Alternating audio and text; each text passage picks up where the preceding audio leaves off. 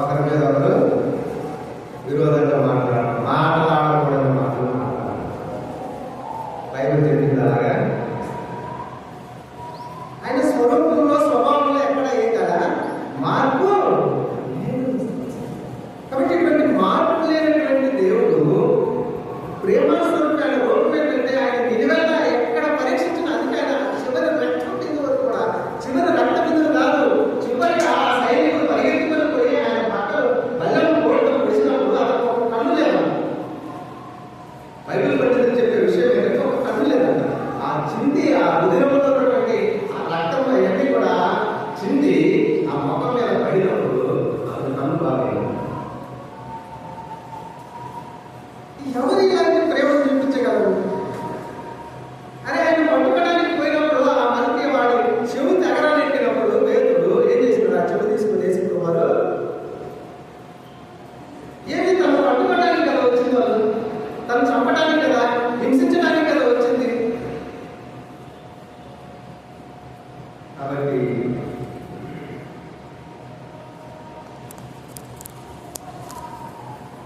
కాబట్టి ఆ ప్రేమ మానవులని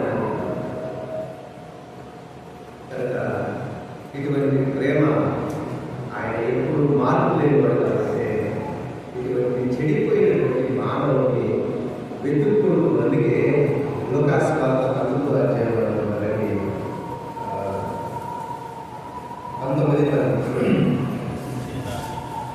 నశించిన దాన్ని వెదకి రక్షించడానికి మనుష్య కుమారుడు వచ్చింది. కాబట్టి మానవుడు ఏమైపోయినాడు చూడండి. ఎఫెసీ పత్రిక 2వ అధ్యాయం 1వ వచనం చదవండి.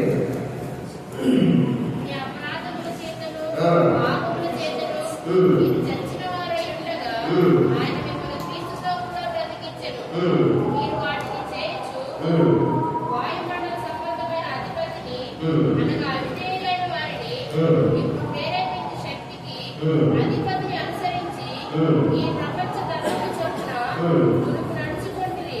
వారితో కలిసి మనమందరమును శరీరం యొక్క మనస్సు యొక్క కోరికలను నెరవేర్చుకోవచ్చు. మన శరీరాశలను అనుసరించి ముందుకు ప్రవర్తించుచు కడప వారి వలెను స్వభావ సిద్ధముగా దైవోగ్రతకు పాత్రలమై ఉంటుంది. కాబట్టి అందరం కూడా ఇక్కడికి ఈ రోజు అంటే మనం చేరొచ్చాం, కానీ ఒకప్పుడు మనం కూడా అదే జాబితాలో ఉన్నాం. కాబట్టి ఆ జాబితాలో ఉండి దైవోగ్రతకి ఏమైపోయాం, పాత్రమైపోతూ వచ్చాం. కాబట్టి మన అపరాధముల చేత సచ్చిన వారమైనటువంటి వారంగా ఉన్నాం. ఆత్మీయంగా ఎలా ఉన్నాం? మృతులమే. ఇటువంటి చచ్చినటువంటి వారిని, ఇటువంటి వాసన పొందేటటువంటి వారిని యేసుతో పరిగణించినాడు. ప్రేమించి ఆయన ఏం చేసినాడు? ఈ లోకానికి సశరీరుడిగా దిగువస్తాడు, వెతుక్కుంటా వచ్చాడు. అందుకే చూద్దాం రండి. ఆదికాండము 3వ అధ్యాయం. ఆదికాండము 3వ అధ్యాయం 8వ వచనం.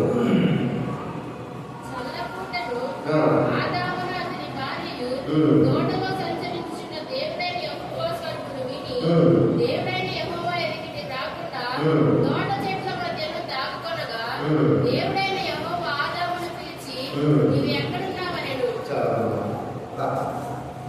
ఏంటి ప్రేమ? అరే సౌఖ్యంగా బతకనా ఆయన, చక్కగా ఉండు, సహవాసం కలిగి ఉండు అని చెప్పేసి దేవుడు కోరుకుంటే ఆయన వచ్చి పిలిస్తే అట్లా ఎత్తుకుంటా వచ్చినాడు. మళ్ళా పిలుస్తా ఉన్నాడు, ఎక్కడ నువ్వు? అదమ్మా నా కుమారుడా.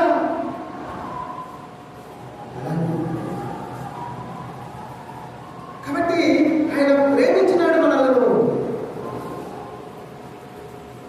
తప్పిపోయినటువంటి ఆదాము అది ఎలా పిలుస్తా వచ్చినాడు మనల్ని కూడా. ఏదో ఒక సంవత్సరము రక్షించబడక మునుపు మన జీవితం అలా ఉన్నప్పుడు, తప్పిపోయినప్పుడు ఆయన నుంచి క్యాకేసి ఉంటాడు. నా కుమారుడు అయ్యా, మన పేర్లాగే తెలుసు. కాబట్టి మన పేరు పెట్టి ఆయన ఏం చేస్తాడు? ఈ మనిషి జీవితంలో లోబడడం కాదు. ఎంతో మంది చెప్తుండొచ్చు, అయ్యా వేసుకుంటున్నామయ్యా, నరకం పోతావు, అలవాటు మార్చబడితే నరకం నుంచి తప్పించబడతామయ్యా, లేకపోతే నరకానికి పోతావు. యేసుప్రభు నరకం నుంచి విమోచించినాడు, దాని వరకు ఇక్కడ ఏం చెల్లించినాడు? ఆయన ఏంటి శ్వాసం ఉంచాడు, చెప్తున్నావు తెలిసిందా? ఏమాత్రం లోబడాలి.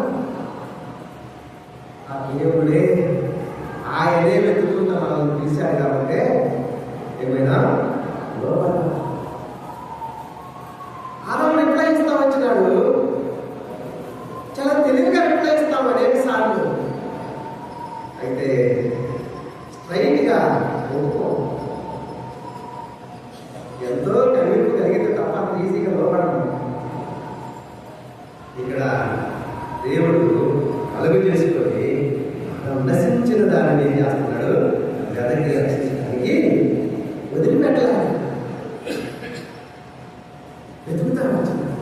ఆదాము దొరికేంత వరకు వీళ్ళందరూ అందుకే మనం దానికి చిన్న వేరియేషన్ ఎందుకు అనేది మనం గమనిస్తే 3వ అధ్యాయం 8వ వచనం చదవండి.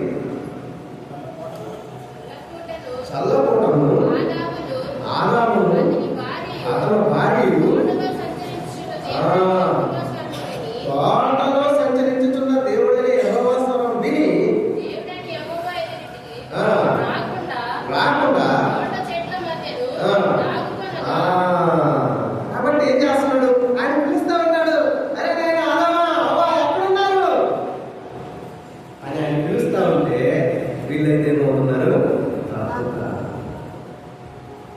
మనం కూడా ఎంతో మంది దైవదాసులు ఎన్నోసార్లు చెప్తారు, ఇదే మీకు అనుకూల సమయం, ఇదే రక్షణ దినం, మీ అంతరంగంలో దేవుడికి చోటు ఇవ్వండి, ఆయన కూడా బాగు చేస్తాడు. మీకు అర్థం కావాలి కోసం చెప్తారు. బండి అంతా బాగుంది, దాని పెట్రోల్ లేకపోతే పోయిందా? మనం అనుకుంటాము మన శక్తి, మన బండి పెద్దదే, 1,00,000 రూపాయలు పెట్టి కొన్నాం, ఒక 100 రూపాయలు పెట్రోల్ పోతేనే గదిలింది. కాబట్టి యేసుప్రభు వారు మనలో ఉంటే మనకి శక్తి వస్తుంది. ఆ యేసుప్రభుని నీలో నాలో నింపుకుంటే శక్తి వస్తుంది. మేమేం గొప్పలం కాదు, మాకు శక్తి ఏం లేదు. కాబట్టి అందుకే యోహాను సువార్త 3వ అధ్యాయంలో అనుకుంటా వాళ్ళు పేతురు వాళ్ళు అంటారు, ఏమంటారు? ఇది మా యొక్క శక్తి కాదు. అపోస్తలుల కార్యం క్షమించాలా? అపోస్తలుల కార్యం 3వ అధ్యాయం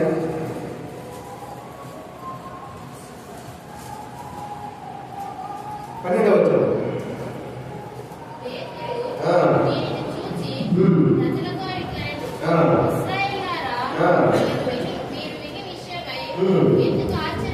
మీరు వీడి విషయమై ఎందుకు ఆశ్చర్యపడుతున్నారు?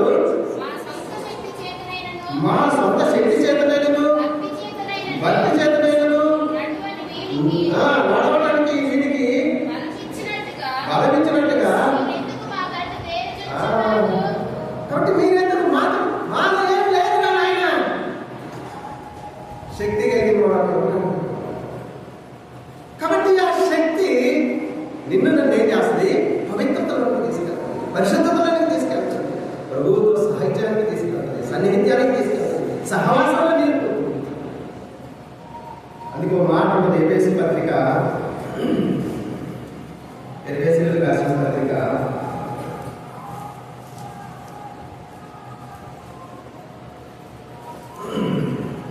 ఎఫెసీయులకు రాసిన పత్రిక 4వ అధ్యాయం 31.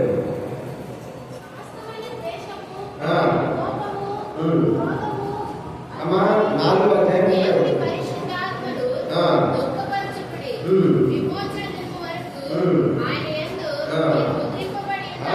కాబట్టి విమోచన దినం వరకు ఏం చేయబడ్డామన్నా? ముద్ర వేయబడ్డాం. ఈ యొక్క ఆత్మ మనలో ప్రజ్వలించే కొలది మనం ఏం చేస్తాం? సరి అయినటువంటి విధంగా ఉంటాం. ఈ ఆత్మను ఎప్పుడైతే నువ్వు తగ్గిస్తావో కనుక ఈ ఆత్మ నీలో ఉన్నంత వరకు నిన్ను ఎవరు ఏమీ చేయలేరు. అద్భుతమైన శక్తి. అందుకే రోమీయులకు రాసిన పత్రికలో చాలా అద్భుతమైనటువంటి విషయాలు ఉన్నాయి. రండి 6వ అధ్యాయం రోమీయులకు రాసిన పత్రిక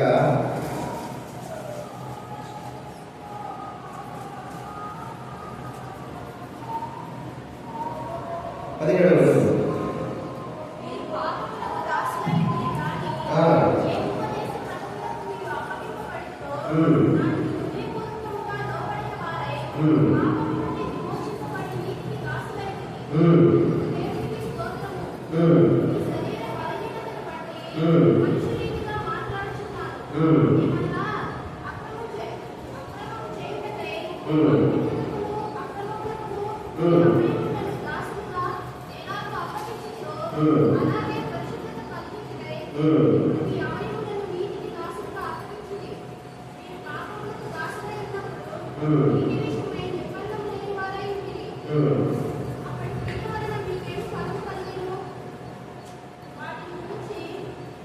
క్షమించాలి. 16వ వచనం.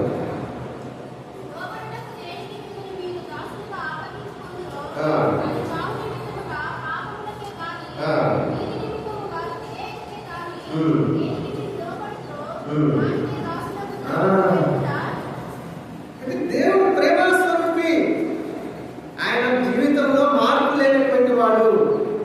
ఆయన అంత క్రయం చెల్లించాడు కదా. తప్పుపైన ఆదామును వెతుక్కుంటూ వచ్చినట్లుగా యేసుక్రీస్తు ప్రభువు మానవాళి కోసం ఈ లోకానికి కన్య గర్భాన్ని ఉద్భవించి 33.5 సంవత్సరాల లోపల సంచరించి పాపం లేనటువంటి పరిశుద్ధుడైన ఆయన పాపమైనటువంటి మానవ చేతికి ఘోరమైనటువంటి శిక్ష శిలువడానికి అప్పగించుకున్నటువంటి వాడుగా ఉన్నాడు. అవమానపరచబడ్డాడు. ఎంతో వేదన చేయబడ్డాడు. ఆ విధంగా మండు ఎండలు ఈ ఎండకు ఊరకే ఉండలేకపోతున్నాం. ఆయన శిలువలో దేహమంతా పచ్చి గాయాలతో ఎట్లా ఉన్నాడో అర్థమే కాదు. మనం అయినా భరించినాడు, సహించినాడు. చూడండి, ఆ మాట ఉంది. హెబ్రీ పత్రిక 12వ అధ్యాయం. హెబ్రీ పత్రిక 12వ అధ్యాయం 2వ వచనం మధ్య భాగంలో వచ్చింది. ఆయన తన ఎదురు ఉంచబడిన ఆనందం కొరకై అవమానమును నిర్లక్ష్యం పెట్టి శిలువను సహించి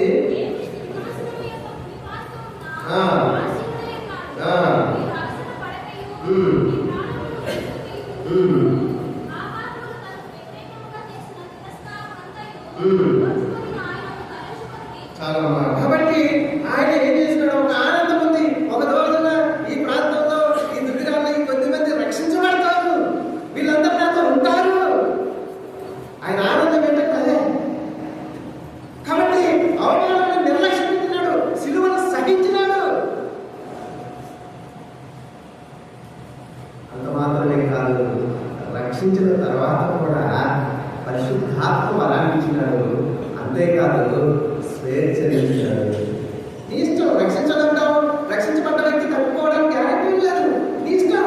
నువ్వు తప్పుకోవడానికి లేదు, నేను కట్టడి చేస్తాను లేదా అక్కడ గొలుసులేసి కట్టిస్తాను లేదు. నీకు స్వేచ్ఛ ఇచ్చినాడు. నీకు కావాల్సిన పరిశుద్ధ లేఖనాలు ఇచ్చాడు, పరిశుద్ధ దాసులను ఇచ్చినాడు, సేవకులను ఇచ్చినాడు, ఒక ధర్మం ఇచ్చినాడు. ఈ ధర్మాన్ని నువ్వు అనుసరించమని దేవుడు నిన్ను పరలోక రాజ్యానికి తీసుకెళ్ళడానికి ఒక సిస్టమ్ పెట్టినాడు. నేను ఈ సిస్టంలో ఉండను, నాకు ఇష్టం వచ్చినట్టు ఉంటానంటే నష్టపోతాను. దానికి కూడా దేవుడు అందించాడు, స్వేచ్ఛ ఇచ్చినాడు. ఒక దినం ఉంది. అంటే ఆయన ప్రేమాస్వరూపు కాబట్టి మనల్ని కూడా ప్రేమాస్వరూపుగా కావాలని, ఆయన స్వాధిత్వం మనలో ఏర్పడాలని ఆయన కోరిక. దాని వలన ఆయన ఎదుర్కొంటూ వచ్చి క్రయం చెల్లించాడు. చెడిపోవడానికి కాదు, ఉగ్రత పారవడానికి కాదు, అపవిత్రులుగా జీవించడానికి కాదు, పవిత్రులుగా ఉన్నారు. దాని వరకు ఏం చేసినాడు? ఆయన క్రయం చెల్లించాడు. కాబట్టి ఆ రక్తం ఏం చేస్తుందా? ప్రతి పాపముని వలన చేస్తుంది. కాబట్టి ఆ రక్తాన్ని మనం కోరుకోవాలి. అందుకే ఒకసారి ఒక ముస్లిం సహోదరి జరిగిన యథార్థ సంఘటన. ఒకసారి ఒక ముస్లిం సహోదరి, అంటే వాళ్ళు నమ్మేది ఏంటంటే యేసుప్రభు చనిపోలేదు, ఆయన ప్రవక్తగా పుట్టాడు, అలాగే ఒక దినాడు పద్ధతి వేరే కాబట్టి అవన్నీ నేర్చుకున్నది. కాబట్టి యేసుప్రభు చనిపోలేదు అనుకుంటున్నాను. ఒక సందర్భంలో ఒక పరిస్థితులు వచ్చినప్పుడు ఒక వ్యక్తిని ఇలా చెప్పినాడు, యేసు రక్తంలో ప్రార్థన, యేసు రక్తంలో చేస్తున్నది ప్రార్థన చేసి తర్వాత అమ్మా ఏదైనా పరిస్థితి వచ్చినప్పుడు ఈ మాట చెప్పమ్మా. ఆమె ఆ మాట చెప్పినప్పుడు మనకు స్వస్థత అవుతుంది, మనకు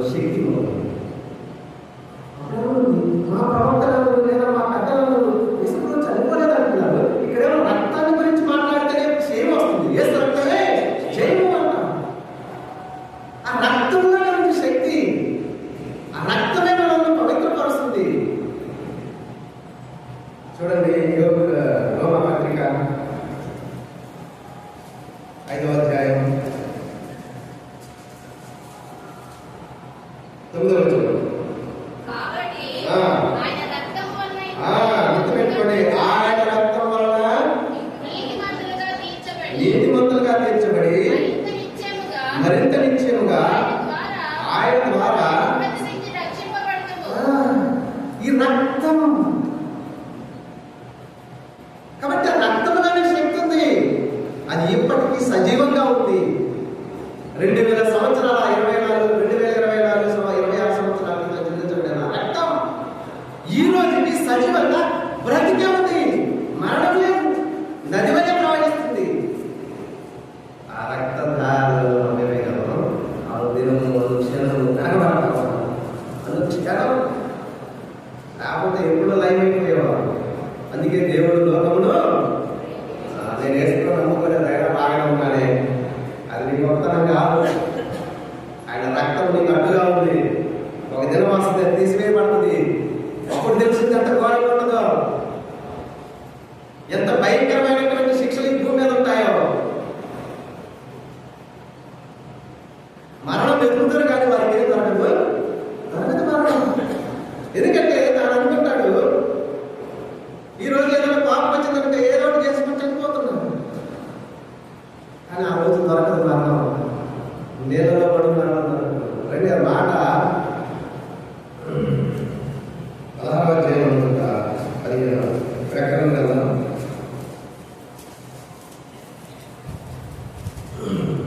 ప్రకటన గ్రంథం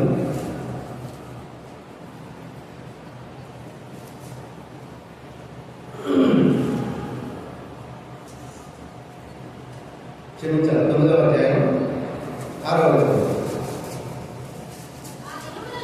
ఆ దినములలో మరణమును వెతుకుతారు కానీ అది వారికి దొరకనే దొరకదు. చావాలని ఆశపడతారు కానీ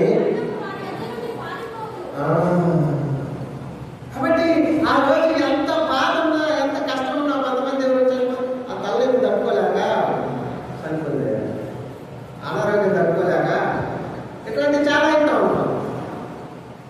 ఇక్కడంటే విముక్తి పొందడానికి భూమి మీద దొరుకుతుందేమో, నిత్యమైనది ఉంటుంది. సరే, అదే అక్కడ పక్కన పెడతాం. ఈ భూమి మీద కూడా ఇటువంటి చనిపోవటానికి అధికారం లేదు. నా అంతటి నేను చనిపోతానన్న కూడా అధికారం లేదు ఆ రోజు. అంత భయంకరమైనటువంటి దినాలు. అందుకే ఉగ్రత, ఆ రక్తం ఏం చేస్తుంది, నరకం నుంచే కాదు, ఈ లోకంలో ఇలాంటి భయంకరమైన ఉగ్రత నుండి కూడా మనల్ని ఏం చేస్తుంది, రక్షించేది. కాబట్టి ఇటువంటి భయానకమైనటువంటి స్థితిలో మానవుడు ఉంటున్నప్పుడు మానవుని యొక్క స్థితికి పోకూడదని, ఆయనతో సదాకాలం ఉండాలని, ఆయన ప్రేమించి ఆయన వలే ఉండాలని, ఆయనతో ఉండాలని ఆయన ఏం చేసినాడు, వాళ్ళు వెతుక్కుంటూ వచ్చు. ఇంకెవరైనా ఈ సాక్ష్యం, ఈ సహవాసం, ఈ సన్నిధి దేవుడితో నీకు లేకపోతే ఇదే మీకు అనుకోవాల్సిన, ఇదే రక్షణ. వస్తున్నావు, పోతున్నావు, ఏదో నామకార్థంగా అనుకుంటున్నావేమో, ఏది ఏ క్షణం సంభవిస్తుందో ఎవరికి. కాబట్టి ఈ అంతరంగంలో వేసుకోవాలి పాపి. మనం చూస్తా వచ్చాము, అంత గొప్ప బహుమానం చేత దేవుడు ఆశీర్వదిస్తే మానవుని ఏదైనా చోట అన్ని ఫలాలుగా ఉన్నాయి. అది ఒక్కడ తప్ప అన్ని తినడం అంటే అన్ని వదిలిపెట్టి అదే తినడం.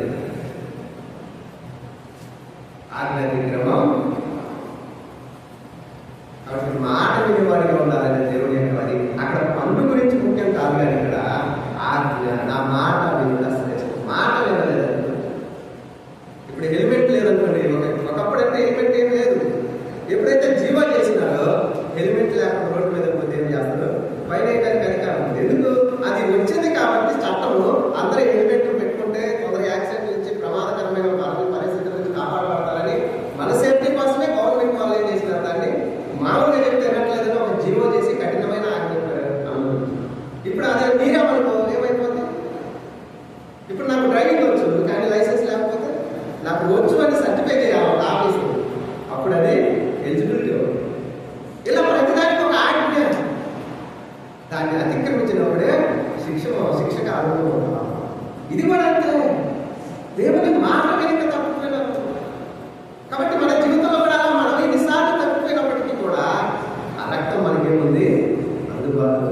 కాబట్టి మనం చేయవచ్చు. ఆ రక్తం అందరి మీద ఉంది. లోకంలో కోరుకున్న వాళ్ళని శుద్ధి చేస్తుంది. కోరుకుంటే చాలు. అసలు ఎలాంటి ప్రేమ ఇది. అందుకే రోమపత్రిక 3:23 నుంచి చదువుతున్నాం.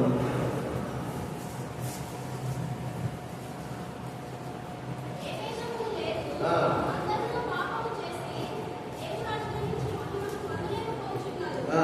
కాబట్టి నమ్మవారు ఆయన కృపచేతని క్రీస్తు యేసునందుని విమోచనం ద్వారా ఉత్తమమైన నీతిమంతుల పని అంటే నమ్మితే చాలు, కృపచేత ఉచితముగా నీతిమంతులుగా. అసలు ఇది ఎలా సాధ్యం? ఇది ఊహించడానికి అర్థం కాదు. దేవుని కార్యం ఇది. ఈ దేవుని కార్యాన్ని మనం అంగీకరించినప్పుడు పాపాత్ముడు ఎలాగైనాడు నీతిమంతుడిగా తీర్చబడతాడు, పరిశుద్ధుడిగా తీర్చబడతాడు, పరలోకానికి సరిపోయిన వాడిగా తీర్చబడతాడు. ఆదామును పిలిచినప్పుడు దేవుని యొక్క నుంచి దూరంగా వెళ్ళిపోయినాడు, కనపడలే. అయ్యాను పిలిచినప్పుడు నేను దిగంబరిగా ఉన్నానని అందుకు దాక్కున్నానంట. అయితే ఆ గొర్రెపిల్లను గురించి ఆ చెరపను సొక్కాయం చేయించి వారికి వేసినప్పుడు దేవుని ఎదురు యేసుక్రీస్తు వారి యొక్క శిలువ మనల్ని ఏం చేసింది? దేవుని దగ్గరికి మన జీవితంలో మనం గుర్తించి ఆ ప్రభువుని మన అంతరంగంలో చేర్చుకున్నాం. పాపము చేత పతనమై ఏమాత్రం మంచితనం లేదు. దేవుడు నరుడిని ఎలా చేశాడంట చూడండి. ప్రసంగి గ్రంథం 7వ అధ్యాయం చివరి మాట చూసుకున్నాం. ప్రసంగి గ్రంథం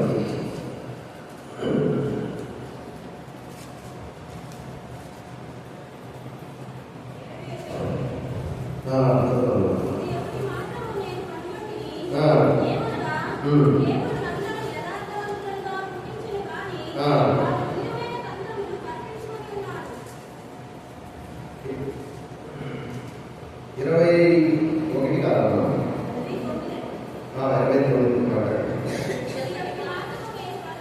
ఇది ఒకటి మాత్రమే కలుగుతుంది, ఏమనగా పుట్టించుడు కానీ దేవుడైతే యథార్థవంతులుగానే పుట్టించినాడు. మరలా ఆయన యథార్థం చూపడుతున్న మరలా యథార్థం కార్యాన్ని. సో ఎంత అద్భుతమైనటువంటి ప్రేమ ఆయనది. అందుకే ఎఫెసీ పత్రిక మాట ఉంది, 5 చదవమా. ఎఫెసీ రాసిన పత్రిక 5వ అధ్యాయం 3వ వచనం. మీరు ప్రియులైన పిల్లల వలె దేవుని పోలి నడుచుకొనుడి. క్రీస్తు మిమ్మును ప్రేమించి పరిమళ వాసనగా ఉండుటకు మన కొరకు దేవునికి అర్పణముగాను బలిగాను అప్పగించుకొనెను. అలాగుననే మీరును ప్రేమ కలిగి నడుచుకొనుడి. కాబట్టి ప్రేమాస్వరూపి లోకమంతటిని ప్రేమించాడు. తప్పిపోయినాము, ఇష్టం వచ్చినట్టు తొలగిపోయినాము, మనకి ఇష్టమైన దారిలో వెళ్ళిపోయినాము. మనందరినీ వెతుక్కుంటూ, నశించిన దాన్ని వెతుక్కుంటూ ఆయన లోకానికి వచ్చి మన కోసం ఏం చేసినాడు? నీతిమంతులుగా తీర్చడానికి రక్తం చిందించినాడు. సువాసన ఎలాగంట? ప్రేమించి, క్రీస్తును ప్రేమించి పరిమళ వాసనగా ఉండడానికి మన వరకు ఏమైనాడు? తన దేవునికి అర్పణగాను బలిగాను. కాబట్టి ఆ ప్రేమ మనలో వస్తుంది. మనంతటా మన ప్రేమ గలవాము కాము. మనకు తెలియకుండా మన స్వభావం బయటకు వస్తూ ఉంటుంది. అయితే యేసుక్రీస్తు వారు అన్నాడు, రేపు నేను ప్రేమించారా? ఎందుకంటే తొందరపడతావు. ఎన్నిసార్లు ఆ దేవుడి ప్రేమ మనం బలంతో చేయబడితే మనం అలా నిమ్మలంగా ఉన్నాం. ఇట్టి ప్రేమను బట్టి మనం ఏం చేయాలి? దేవుడు ఒకప్పుడు నా స్వభావం అలా లేదయా. తెలుగులో వస్తుంది, తెలుగులో అంటుంటారు తోక దగ్గర శాస్త్రం ఎందుకు అంటారు. కాబట్టి మనిషి స్వభావం అది. అయితే ఆ నెమ్మది, ఆ ప్రేమ, ఆ ఆప్యాయత, ఆ అనురాగం, ఆ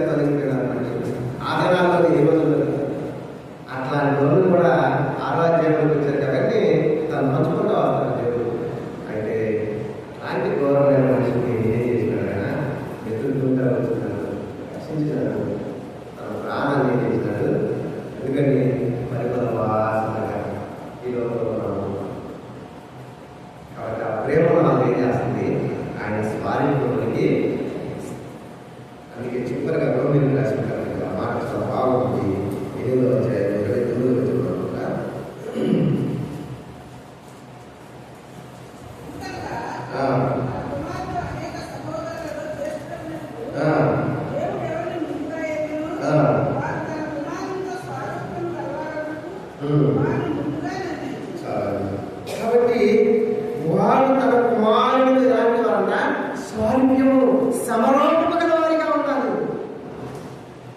ఇప్పుడు మనకు అర్థం కాదు, మనం ఏమవుతామో తెలియదు. ఇదే మాట యోహాను భక్తుని పత్రికలో 3వ అధ్యాయం అనుకుంటా, 1 యోహాను పత్రిక 3వ అధ్యాయంలో వచ్చింది. ప్రియులారా, దేవుని పిల్లలమై ఉన్నాము. మనం ఇక ఏమవుతుందో అది ఇంకా ప్రత్యక్షపరచబడలేదు కానీ ఆయన ప్రత్యక్షమైనప్పుడు ఆయన ఉన్నట్లుగానే ఆయన చూతుము కనుక ఇక అర్థం కాదు మనకు. దశలోని పత్రికలో అలాగే వరది పత్రిక 15వ అధ్యాయం చక్కటి ఇవన్నీ వివరిస్తారు. సమయం మనం చెప్పుకున్నప్పుడు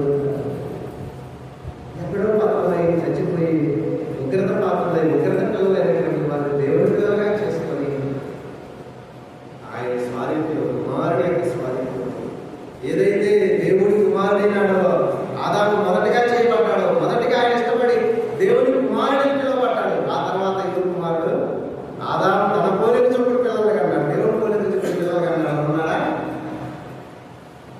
కాబట్టి పోగొట్టుకున్నటువంటి రూపాన్ని తిరిగి మళ్ళా స్వారీత్యం. ఇది కేవలం ఆ శిలువ రక్తం, ఆ ప్రభు వారు ఎలాగైతే పునరుద్ధారుడైనాడు మనందరం కూడా ఏమవుతాం, పునరుద్ధానం అవుతాం. ఆ ప్రభు రాజ్యంలో సదాకాలం ఆయన కనుక ఇంటి నిరీక్షణ కలిగిన వారు పదార్థమైనటువంటి ఆత్మతో సత్యం రావడం వారు నా జీవితంలో మంచితనం లేదు, నెమ్మది లేదు, సుఖం లేదు, శాంతి లేదు, సంతోషం లేదు. ఏం చేసేవారు? నీ ప్రేమను బట్టి నేను ఏం చేసుకోగలుగుతున్నా, సహించగలుగుతున్నా. ఎందుకంటే యేసుప్రభు వారు మనల్ని చూసినాడు, ఒక ఆనందం ఉంది, మనం పరలోక రాజ్యంలో చేరతామని ఆయన ఏం చేసినాడు? సహించినాడు. ఇప్పుడు మనం చేరడం కోసం మనం సహించాలి. ఈ శక్తి ఎక్కడి నుంచి వచ్చిందంటే ఆయన ఇచ్చిందే. ఎన్నోసార్లు ప్రభా నీ వల్ల నేను శక్తి పొందాను, అందుకే నీకు మీ పరిభావాసనగా ఉండడం కోసం నా కొరకు నువ్వు ఏం చేసినావు? అప్పగించుకున్నావు, మరణించినావు, చనిపోయి సమాధి చేయబడింది. కాబట్టి నీ జీవనం సమర్పణ చేస్తుంది కాబట్టి దేవుడిని అంతరంగంలో కలిగిన వారు ఉదయం వారా దేవుడి మాటలు